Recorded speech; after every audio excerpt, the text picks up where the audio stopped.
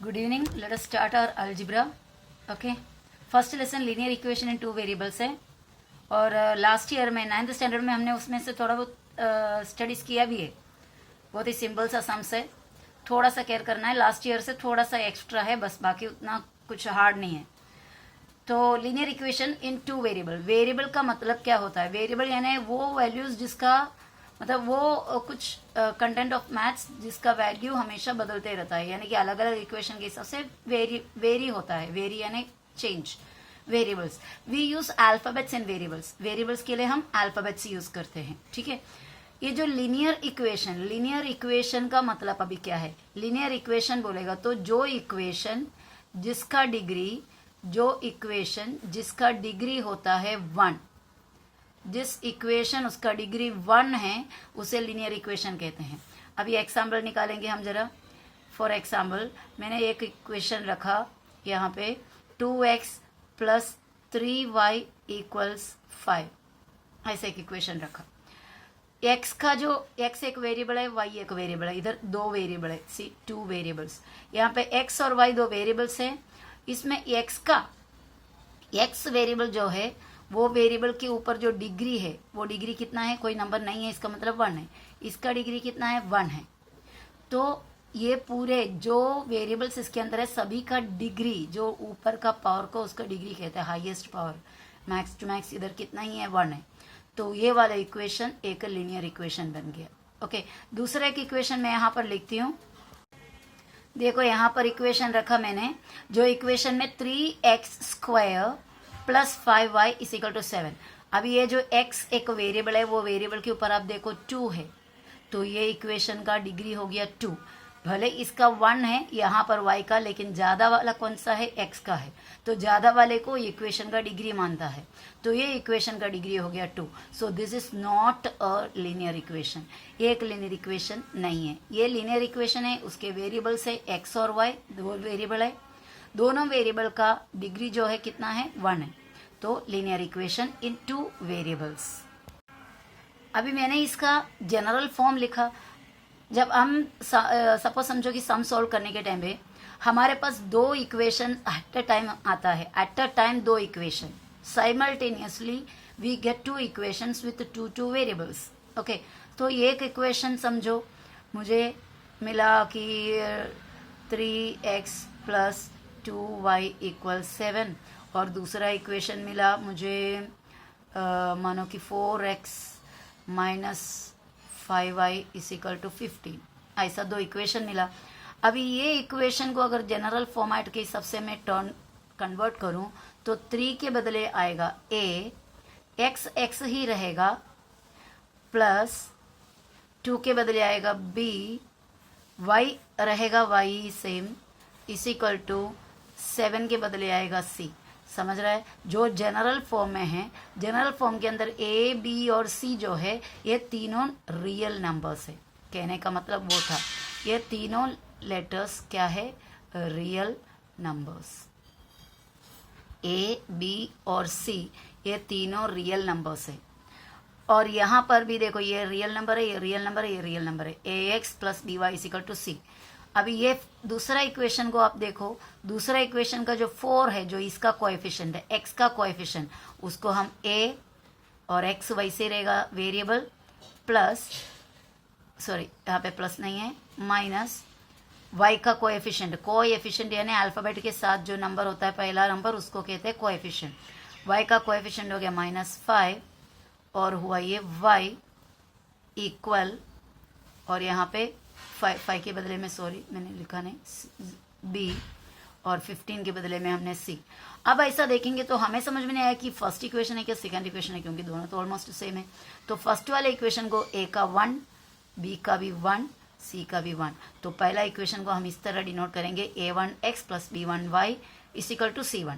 तो second equation को कैसा डिनोट करेंगे? a2x माइनस या प्लस जो कुछ भी है, अगर समझो इधर मैंने प्लस दे दिया तो यहाँ पे plus b2y is equal to c2. Okay. इतना क्लियर है? तो आगे बढ़ते हैं. अभी आपको यहाँ पर एक इक्वेशन मैंने लिख के रखा है. क्वेश्चन है सॉल्व द साइमल्टेनियस इक्वेशंस. एक क्वेश्चन दिया, solve the simultaneous equations. First question दे रखा है 5x plus 3y equal to 9।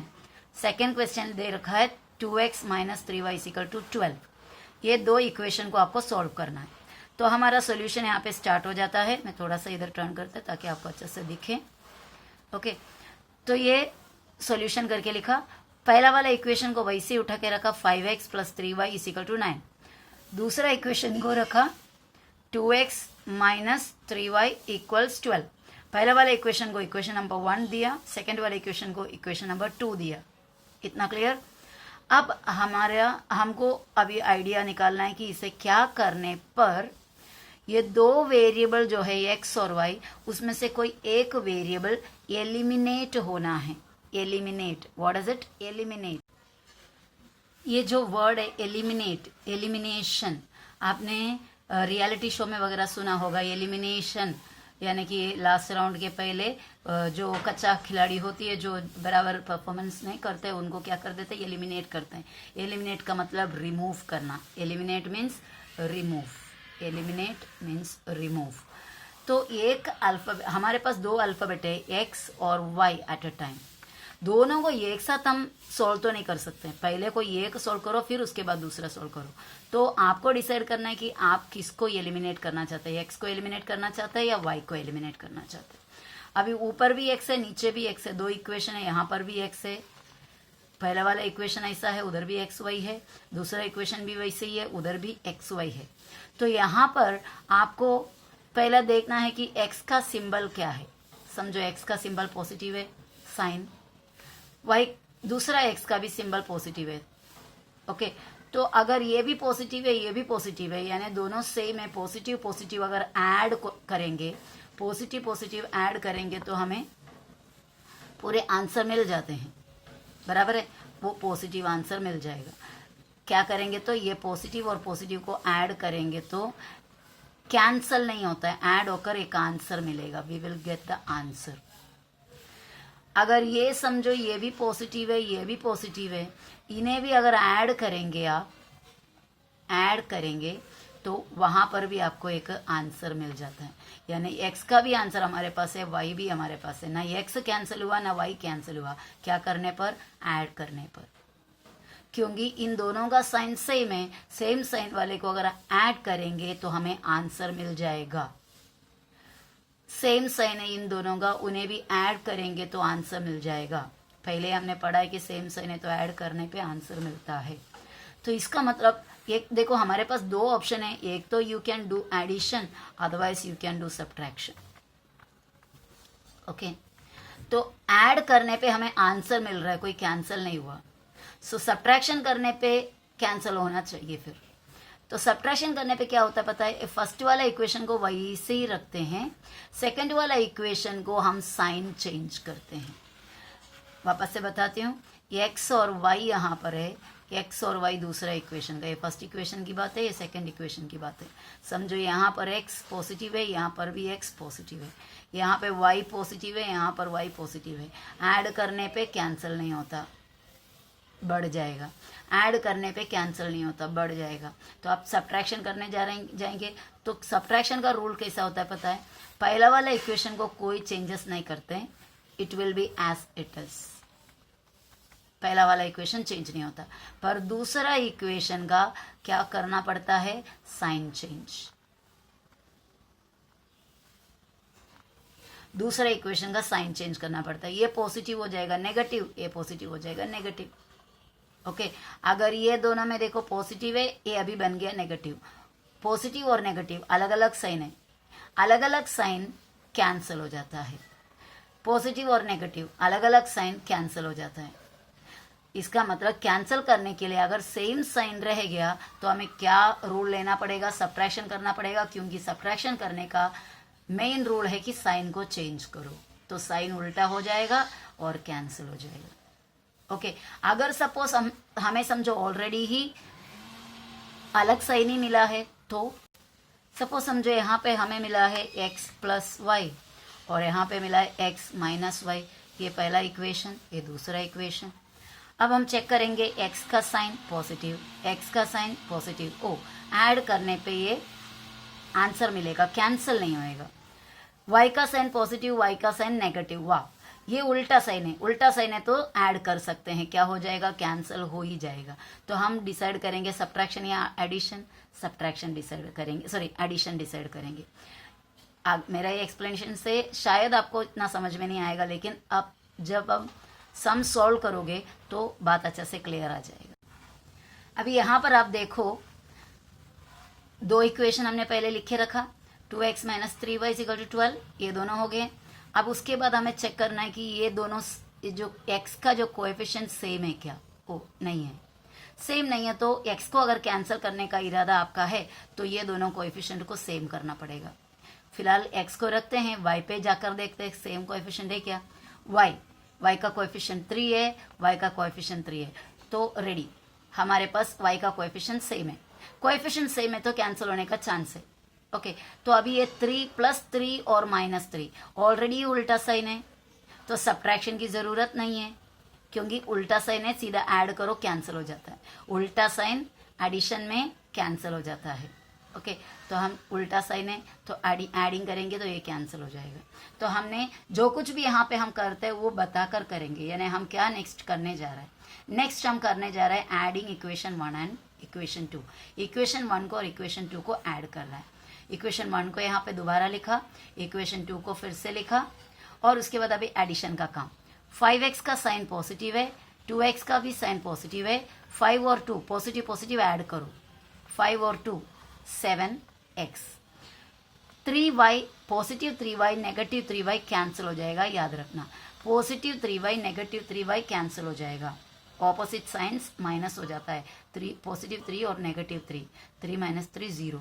सो कभी भी कोई भी एक नंबर का positive 5 negative 5 answer will be 0 because they will cancel each other. Positive negative 7 positive 7 they will cancel each other and becomes 0। Okay, तो 3y नेगेटिव 3y कैंसिल हुआ, ये दोनों का साइन पॉजिटिव है, 9 और 12, इन दोनों का साइन पॉजिटिव है तो ऐड करना है सीधा, 12 और 9 हो गया 21। इतना क्लियर है।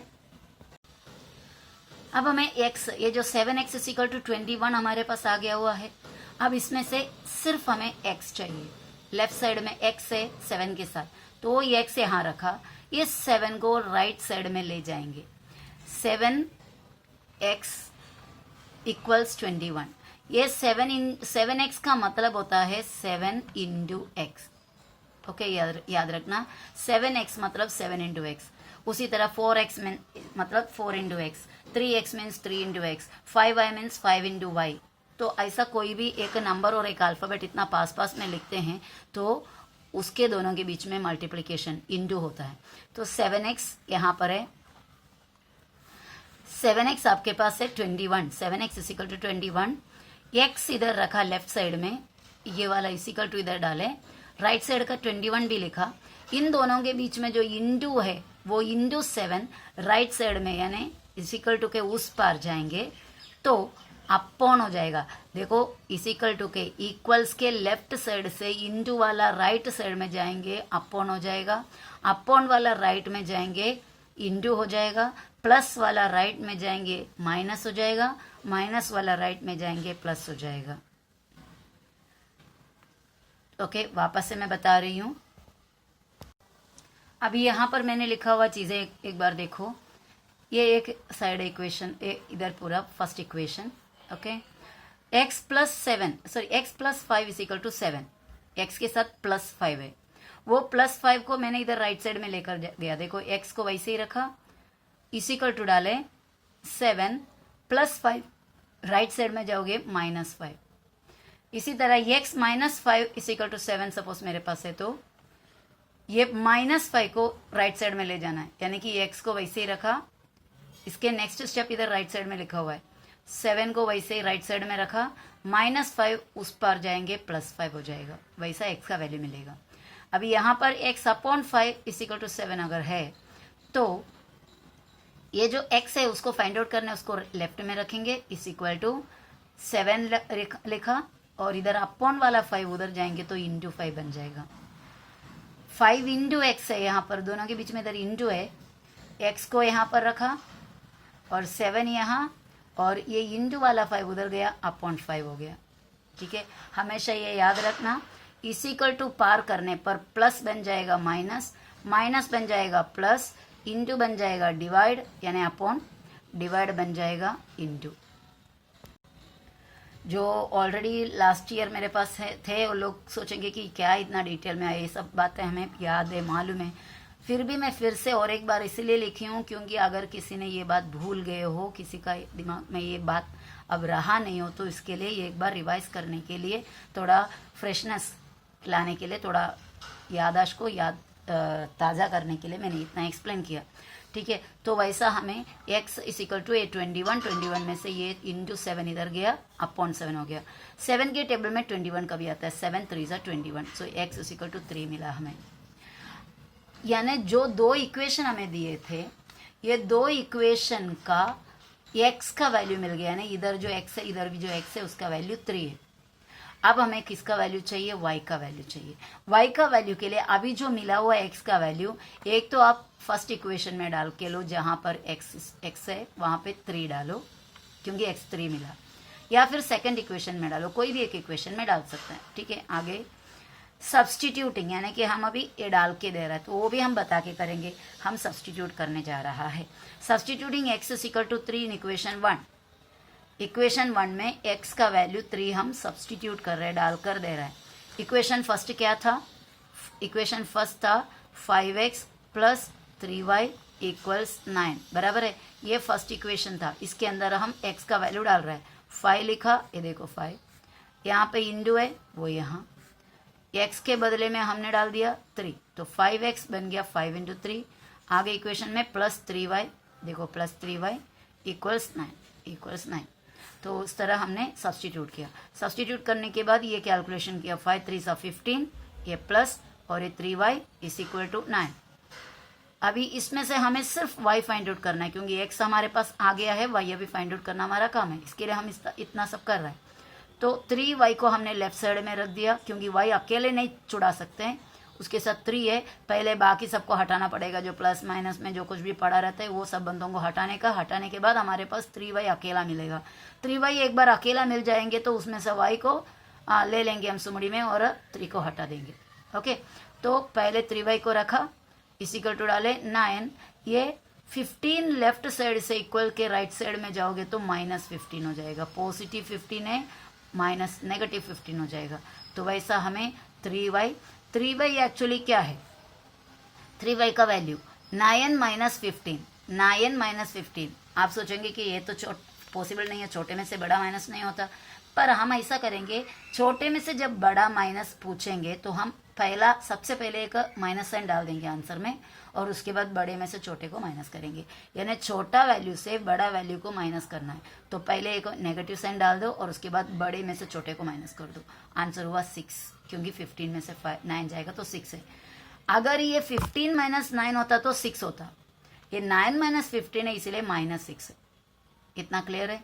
तो 3y का वैल्यू हो गया -6। उसके आगे का मैंने सोल्व ये साइड में किया, y इज इक्वल टू -6 रखा, इंटू है 3 और y के बीच में इंटू रिलेशन है, इधर लाएंगे राइट साइड में तो अपॉन रिलेशन हो जाएगा, y is equal to -6 upon 3। अभी 3 के टेबल में 6 कितना बार आता है, पहले नेगेटिव साइन डाल दो क्योंकि ये पूरे में एक नेगेटिव है, तो नेगेटिव साइन डाल दिया। 3 के टेबल में 3 2 6, आंसर हुआ हमारा 2। तो वैसा x का वैल्यू मिल गया 3, y का वैल्यू मिल गया -2। Hope you understand this video. One sum we have solved. इसके बाद मैं आपको आगे का सम्स दूंगी, आप सॉल्व करने का कोशिश करना। अगर सॉल्व कर पाए तो 3-4 सम जो सिंबल है इसी मेथड का, वो अगर सॉल्व कर पाए तो फिर हम आगे जाएंगे। Okay, bye.